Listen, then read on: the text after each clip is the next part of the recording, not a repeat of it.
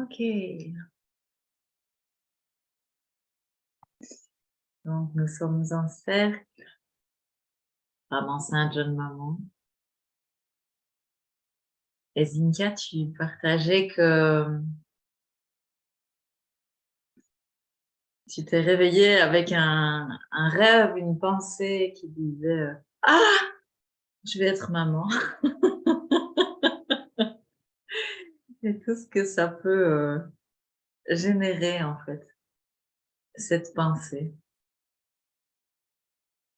Alors évidemment, au niveau du mental, on a beau savoir, hein, je suis enceinte, je suis en train de vivre un processus qui va permettre à cet enfant de naître, blablabli, blablabla.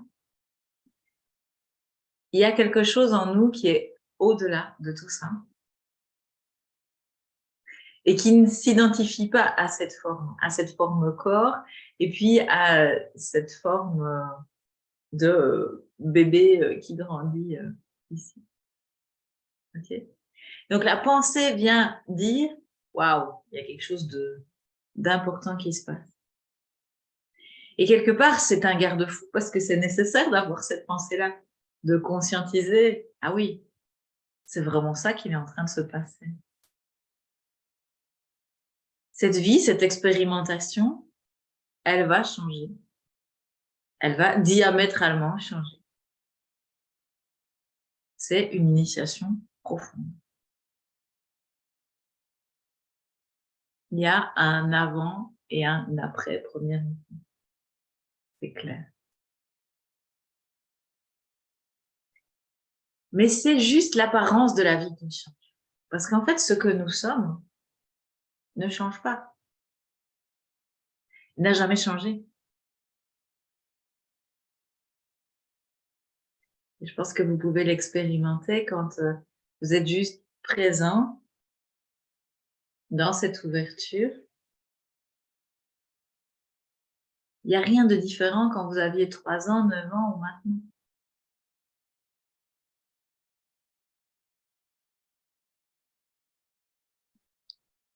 Ce que je suis, il est hors temps, hors espace. Et à la fois, il vient vivre des expérimentations.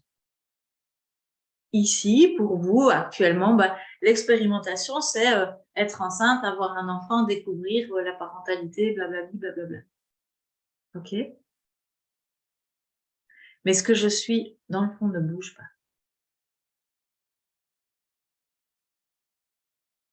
Ça vient faire cette expérience d'être parent.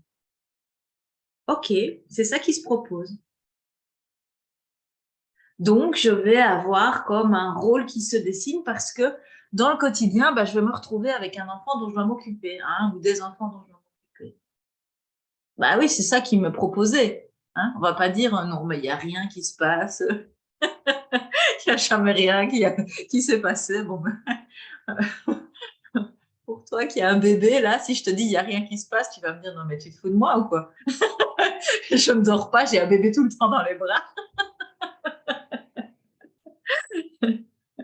Ok, donc oui, il y a cette expérience-là qui est proposée. Ok, et c'est vrai que dans l'existence, c'est une expérience qui est relativement intense. Alors que ce soit la grossesse, l'accouchement ou l'arrivée de l'enfant, il y a des moments intenses. Ok, mais l'important, c'est de me rappeler, je ne suis pas enfermée là-dedans, dans ce rôle qui se dessine, dans cette proposition de l'expérimentation, de l'expérience de vie. Je ne suis pas que une maman, un papa. Je ne suis pas que celle qui prend soin, qui prend en charge une maison, que blablabla, blablabla.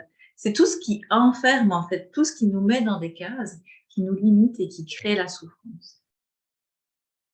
Et il est clair que dans l'expérimentation de devenir parent, beaucoup vont s'enfermer.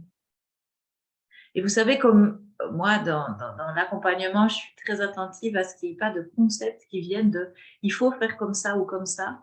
Parce que justement, c'est ça qui vient enfermer. Si je me raconte pour être parent, il faut que je sois disponible H24 pour mes enfants, je m'enferme. Et inversement, si je me raconte pour être parent, c'est mon autonomie qui doit primer l'autonomie de mes enfants, ben, je suis de nouveau dans le concept. C'est pas ça la vie. La vie, c'est à partir de ce qui se goûte, ce qui se joue ici, je vais jouer cette expérimentation. Et si c'est souffrant, sûrement qu'il y a des blessures qui viennent d'être réveillées et puis que je peux aller les rencontrer. Et je pense que ça a été, enfin, c'est souvent le cas durant la grossesse et puis dans le début de la parentalité. On a nos vieilles histoires qui reviennent sur le tapis. Juste, on peut aller les rencontrer, se laisser traverser et puis revenir à non, non, non, mais qu'est-ce que j'ai envie d'expérimenter moi avec cet enfant, avec ce petit chouchou là qui arrive, sans m'enfermer.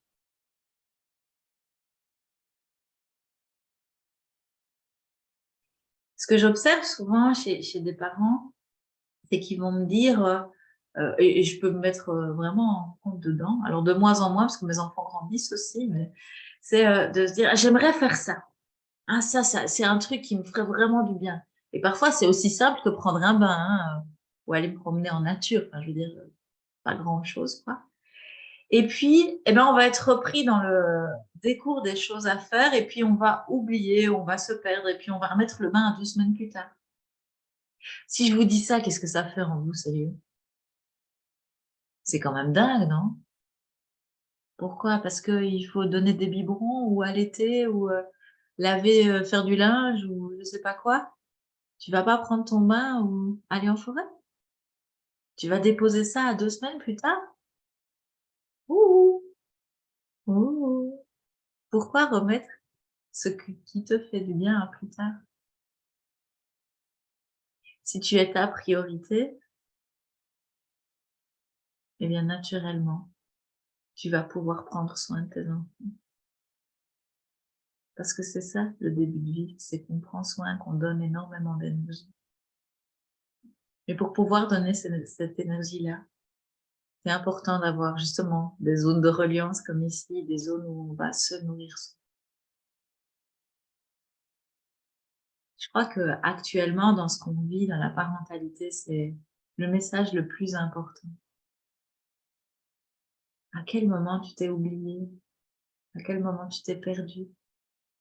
À quel moment tu t'es mis à distance ou même tu t'es puni? T'as pas à te punir, t'as pas à te mettre à distance. Nourris-toi et puis tu pourras nourrir ta famille. Nourrir ta famille d'amour, d'affection, de tendresse.